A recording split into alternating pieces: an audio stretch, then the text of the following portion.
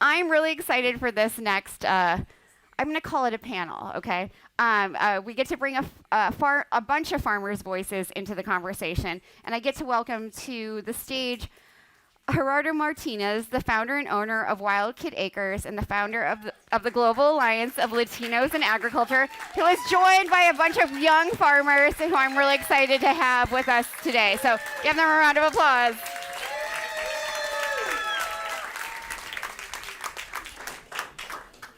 All right, you ready? A lady pulled into our driveway. She said hi to my dad, got out of her car, and broke down crying. So I'm the son of a Mexican immigrant and an Arab immigrant. So timeliness and empathy are not like within my fortitude of like skill set. So sorry, Danny. That's why I have a security crew today. So I'm here to talk a lot about Wild Kid Acres, mainly these kids that helped me on my farm. That was the impetus of like what began as my farm. So originally from Chicago, I hated farming because my father was a migrant worker. Vowed to never be on a flower farm, and obviously that didn't work out well. but I eventually started my own company after serving in the corporate world for a while after the Marine Corps, and I hated corporate life. I started my own company, and I got a job to go to Cameroon, Africa. And in Cameroon, Africa, the farm is defined differently there. Like, it's not just where you go to buy food or buy food from a farmer. It's also the center of the community. It's where you go for faith. It's where you go for the schooling. It's where you go for community dancing and all that stuff. So when I got back from Africa in 2019, I realized that I wanted to give that to him and my other daughter, who's not here right now. But when we came back from Africa, I told my wife, like, we got to become farmers. We got to do this homestead thing.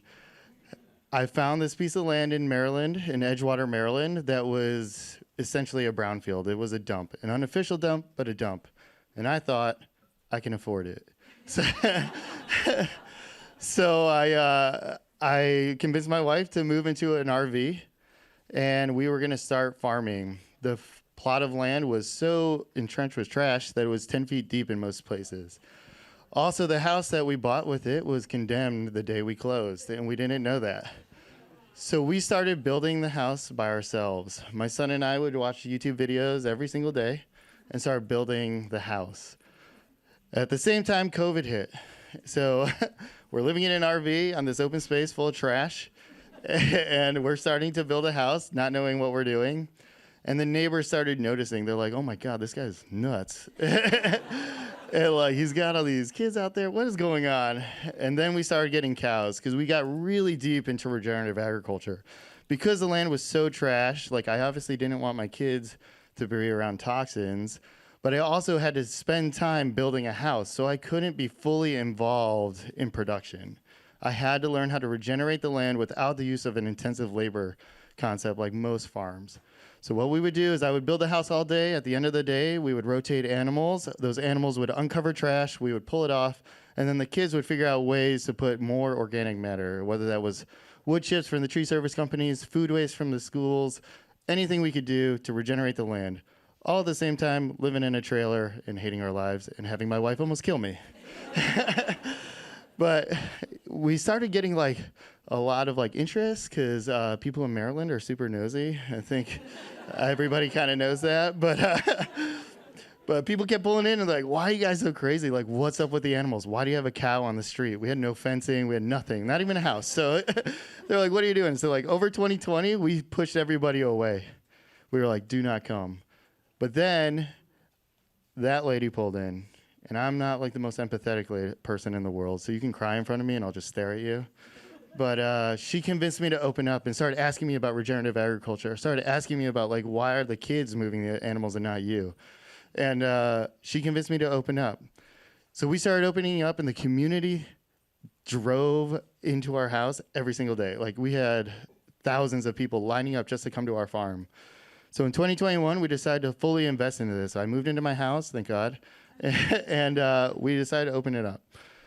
In 2021, over the course of just Saturdays, we saw 6,000 visitors of just me and my family. Then we started like realizing we had something here. Maybe we can start programming. Maybe we can start education. Maybe we can start selling food, you know, on this like trash land. It'd be great. So we opened up and we let kids determine the strategic vision of where we were going. And they started asking me questions. Right, Cornell? And I wonder why the food in my school tastes different than the farm's food. Why aren't there farmers that look like me? How do I continue my dad's legacy? How can I become a farmer? How do we grow food ethically and still care for our planet? Why isn't anyone helping the farmers? Thanks.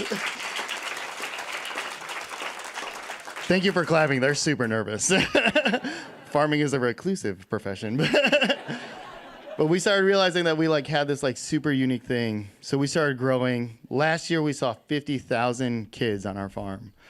We fed the schools off of donations only. These kids grew the food and they brought it to the schools. They brought it to the food banks. And now that those fundings are gone, we're doing it all self-sustained. We've never received a grant. These kids make our farm what it is, so self-sustaining.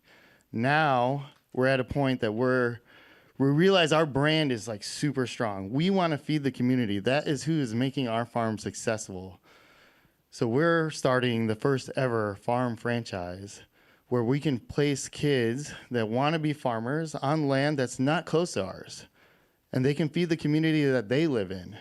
So who knows, maybe these kids, as our farm grows, will be the ones that feed all the kids in your community. As Wild Kid Acres grows, you'll recognize the brand and you'll recognize these farmers as the ones who feed your kids. Thank you. Hey.